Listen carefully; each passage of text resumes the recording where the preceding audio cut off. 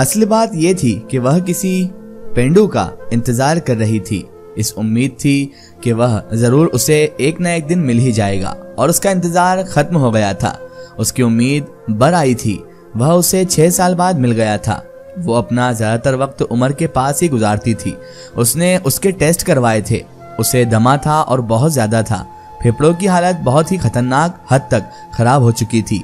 कभी कभी तो उसके लिए ऐसी हालत हो जाती थी कि उसे अस्थमा पंप के सहारे मौत से चंद सांसें उधार लेना पड़ जाती थी। कहाँ चले गए थे आप? एक दिन वह उसके पास बैठी बड़े लगाव से पूछ रही थी।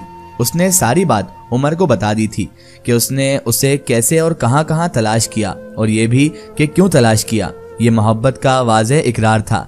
मैं आपके इंतजार में थी। फारिया ने उसे कहा था, मुझे यकीन था अगर मेरी मोहब्बत सच्ची हुई तो आप एक दिन जरूर मुझसे मिलोगे, और देख लो मिल गए। आखिर बात वह कुछ शोखी से बोली थी। उमर हैरान था अपनी किस्मत पर और उस नादान लड़की की मोहब्बत पर। उसे यकीन नहीं आ रहा था कि कोई किसी से ऐसी मोहब्बत भी कर सकता है, किसी के लिए इतना तड़प सकता है, किसी को इतना तलाश कर सकता है और किसी को इतना याद कर सकता है। एक नज़र में मोहब्बत, पहली नज़र की मोहब्बत, और वह भी आज के दौर में। वह रो पड़ा था, खुशी में और उस लड़की की नादानी पर भी। मुझे माफ कर दो, उमर ने हाथ जोड़कर कहा था। मुझे तो लगता था गरीब लोग मोहब्बत के लिए पैदा ही नहीं हुए। मैं तो सोच भी नहीं सकता था कि आप जैसी लड़की मुझ जैसे पेंडू से, गांव वाले लड़के से मोहब्बत भी कर सकती है, और इतनी मोहब्बत कर सकती है। मैं इतना भी बदनसीब नहीं था जितना खुद को समझता रहा। ये मुझे आज पता चला है कि मेरा भी नसीब अच्छा था अगर मैं समझता।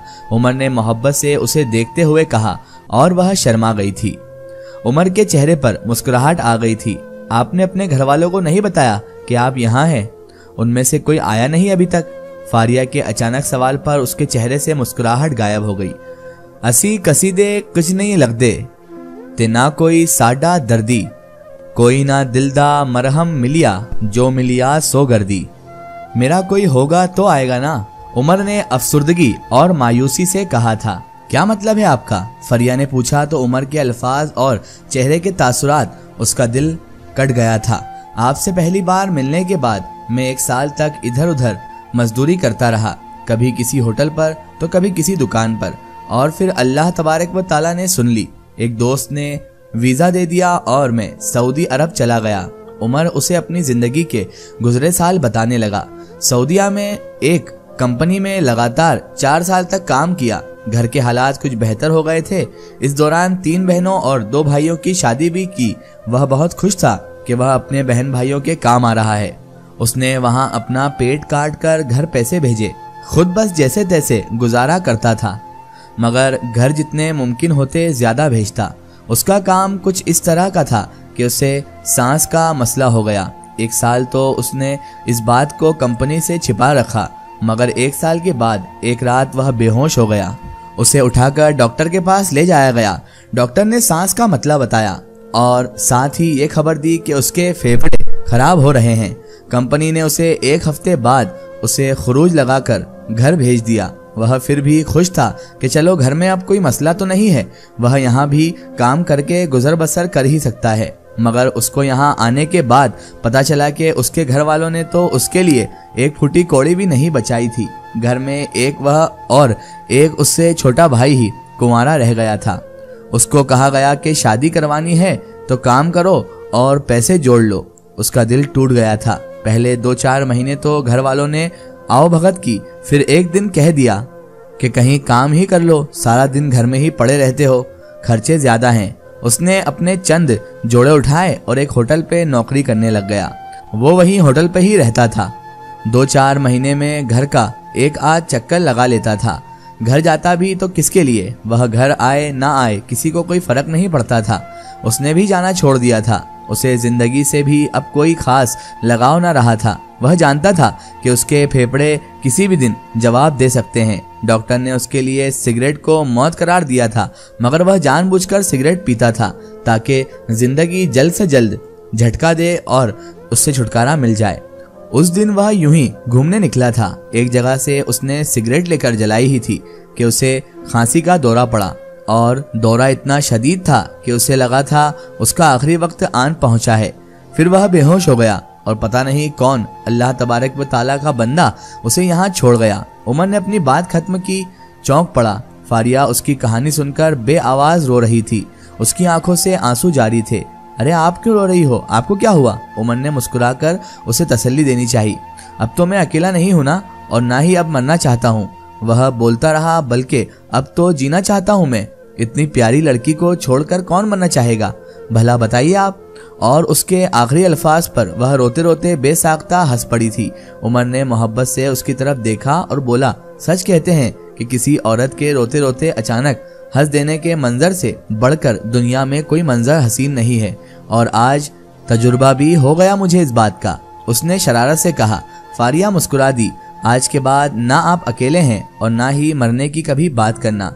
फारिया ने उसके हाथों को थाम कर कहा, किसी से ऐसे अल्फाज कोई कहने वाला हो तो भला कौन मरना चाहेगा, बल्कि किसी मरते हुए इंसान को भी अगर आप जैसी प्यारी लड़की ये अल्फाज कह दे तो वह भी मरने का इरादा कैंसिल कर देगा और लंबी जिंदगी की दुआएं करने लगेगा। उमर ने हंसती आंखों से उसे कहा था। अब की बार वह खुलकर खिलखिलाकर हंसी थी और उसे हंसता देखकर उमर भी हंस पड़ा।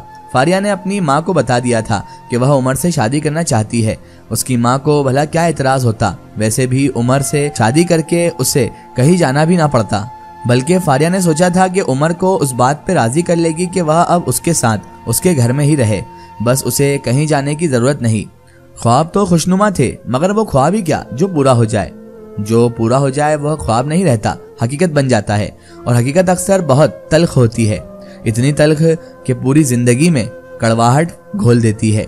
उमर को हॉस्पिटल में आज 6 रोज हो गए थे। वह शाम को उसे खाना और दवा खिलाकर घर आ गई थी। उसने रात की ड्यूटी पे मामूर एक जानने वाली नर्स को खास तौर पे ताकीद कर रखा था कि वह उमर का ख्याल रखा करे, रात को उसके पास चक्कर लगाया करे।